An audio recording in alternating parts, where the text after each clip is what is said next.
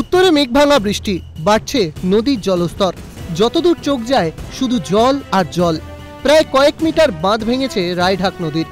নদী ভাঙনের কবলে পড়েছে আলিপুরদুয়ারের বেশ কিছু গ্রাম।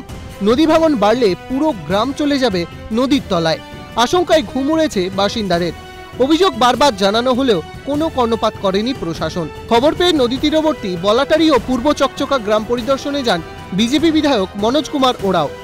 দু একদিনের মধ্যেই সেচ দপ্তরে এই বিষয় নিয়ে ডেপুটেশন দেবেন বলে জানান গ্রামবাসীরা। তখন আমরাও ইরিগেশনকে জানাইছি ব্যবস্থা নেওয়ার জন্য। ব্যবস্থা নেওয়ার ওটার তারিখ ছিল 28/8/2023। আচ্ছা, 23 জানানো হয়েছে। জানানোর পরে কোনো গুরুত্ব দেওয়া নেই। সরকার যদি ইসে না করে তাহলে আমাদের বাড়ি তো থাকবে না, গ্রামটা চলে যাবে। প্রশাসন জানা হচ্ছে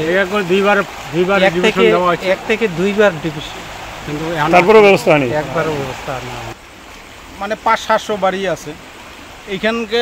বান আমাদের ভাঙলে টোটাল আমাদের 12-20টাও উড়ে যেতে পারে। বিরোধীদের দিকে আঙ্গুল শাসক নেতার।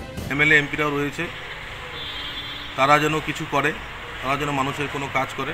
এমপির অনেক বড় ফান্ড আছে, এমএলএর ফান্ড আছে, তারা শুধু ঘুরে বেড়াবে, ফুটেজ খাবে, কিন্তু কোনো কাজকর্ম তাদের দেখা যাচ্ছে না। অপরদিকে বিরোধীদের নিশানায় তৃণমূল কংগ্রেস। যা কাজ মুখ্যমন্ত্রীর উপর চিঠি করব এবং আগামী হয়তো 3-4 দিনের মধ্যে এই কলকাতায় বিধানসভা বসবে। অবশ্যই এই ব্যাপারগুলোকে তুলে ধরার চেষ্টা করব এবং দীর্ঘদিন ধরে অবৈধভাবে বালি পাথর তোলা হচ্ছে, তারই ফলস্বরূপ এখন কিন্তু মানুষ ভোগা শুরু হয়েছে। আগামী দিনে দেখবেন ব্যাপক আকারে বিভিন্ন জায়গায় ভাঙন কিন্তু শুরু হয়ে যাবে। যত বাড়ছে জলস্তর ততই বৃদ্ধি পাচ্ছে নদী ভাঙন। দুশ্চিন্তায় ঘুম উড়েছে নদী পাড়ের বাসিন্দাদের। আদৌ ফিরে তাকাবে প্রশাসন?